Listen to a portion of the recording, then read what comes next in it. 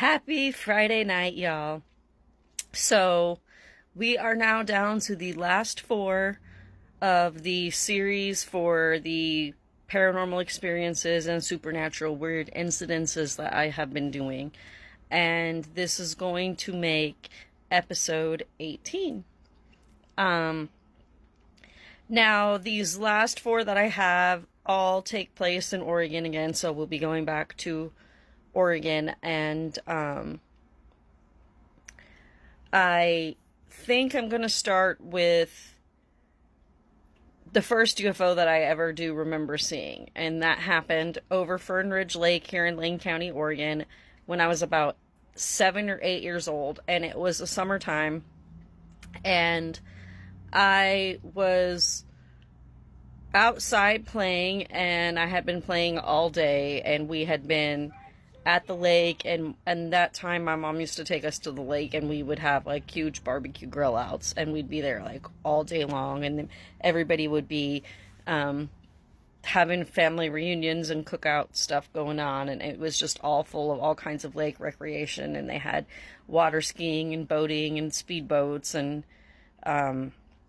just everything you can think of out there, and paddle boats and tennis rackets, and the whole 9 yards, to have fun out there and to be able to hang out and have fun all day. And we were on the end where Richardson Park is, but there, this was in the 90s, there's a park back there known as Jeans Park, but now it's kind of like, it's not usually open to the public very often for driving into it, except for during the time whenever they're having the Oregon Country Fair, which is a big thing for the merry pranksters. And those of you who know anything about Oregon as far as Ken Kesey and like the Grateful Dead and Jerry Garcia and all that stuff is considered, yeah. So they use those parts now, but when I was a kid, it was open and the public could go in there more often, and you can still go in there if you walk in, but you have to park on the outside, or there's some other like little side parking lots that you can park in and walk into it. In any case, that's where we were at, and everybody was swimming, and it was a really popular day, and it was towards the evening time, and I remember looking out over the lake and noticing there were like 3 bright white yellow lights in the sky, and they were in a line, and they were way out in the distance over the lake, and just kind of hovering. And it's a pretty big lake. It was built by the Army Corps of Engineers, so it's very large. And I was just standing there, and of course I didn't have anybody paying attention to me, but my mom was there and everything, don't get me wrong, but like I was just by myself kind of at that moment, and nobody else was paying attention to what I was watching. And I just stood there, and I remember watching and wondering what these lights were, and that they didn't look like any kind of aircraft that I had seen before. And they started kind of moving slowly, but yet they still seemed to be like, the way that they were moving was so slow that it seemed like they were almost mapping the lake, if you will. Like, it seemed like they were moving over it deliberately, slowly, to assess something or to observe something. And I don't know if that was because of the water or what. And I remember just continually watching these white orbs in line continue to move across Eugene, and they moved. And I was looking at it from like on the Veneta side of the lake, which would be the western side, and looking towards the east, and it was moving,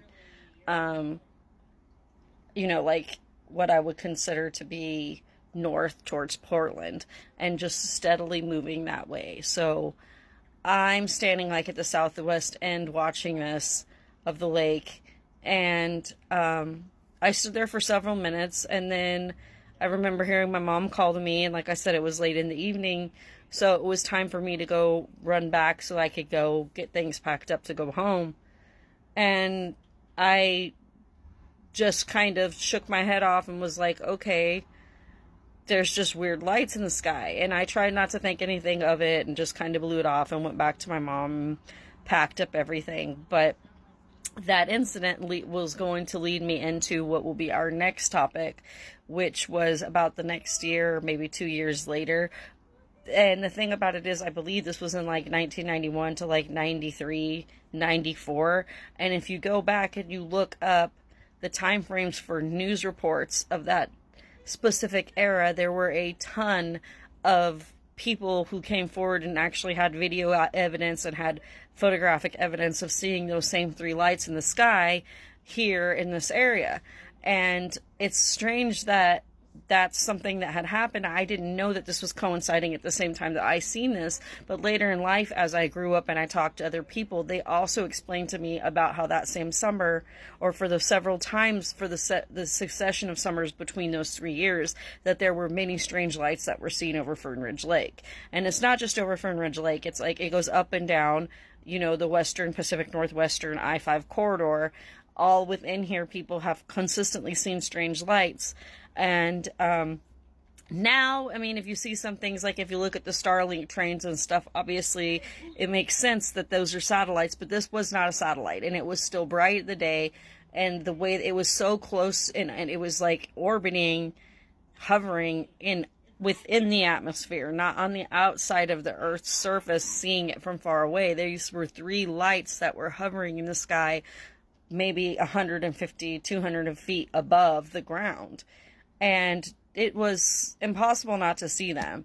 But when I was a little girl and I seen those things, I didn't know what to make of it. And I had heard about aliens, and I was interested in things and myths and stories and fantasy and all that. But I didn't have any way to really explain what I had saw, other than seeing strange lights in the sky that looked like they were flying aircraft that wasn't a helicopter or an airplane of any type that I had ever seen at that point. And I really haven't seen anything else similar, except in the circumstances where I've seen other UAPs, and I have seen several. So at this point, there's no doubt in my mind that I've seen UFOs and UAPs at least a dozen times in my life, and I would be surprised if I don't see it again, going out in these woods and being in this area. So again, if you're interested, you can look up early 90s, mid 90s UFO UAP sightings in the Pacific Northwest with Fern Ridge Reservoir in Lane County, Oregon specific, or Cascade Mountain regions or Siuslaw Mountain regions, and see what they say, and you will find tons of evidence of other people who saw those same lights that night. And that makes our episode 18. And I'm really glad that you guys have stuck with me. Again, I have a pre-order because I've been in an awesome anthology for paranormal fantasy romance. There's 12 authors in it.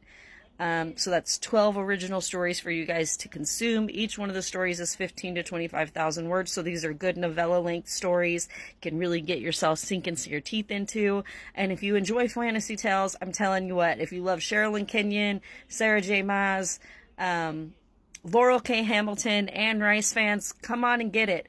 Get yourself a pre-order of Dance with Darkness and support my work, because we couldn't do this if it wasn't for you. And everything that I do here, I'm blessed to do, to share and inspire, educate, and entertain you all. So please do check out Dance with Darkness. The pre-order is live on Sunday, and I would love for you to read a copy of my story, Exalted Anomaly, as featured in Dance with Darkness anthology with some great authors, including the amazing Ray Hendricks.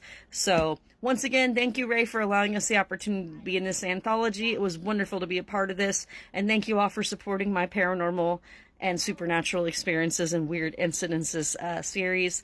I will be happy to share my last 3 episodes with you as we come into October very shortly. Have a great weekend. Bye.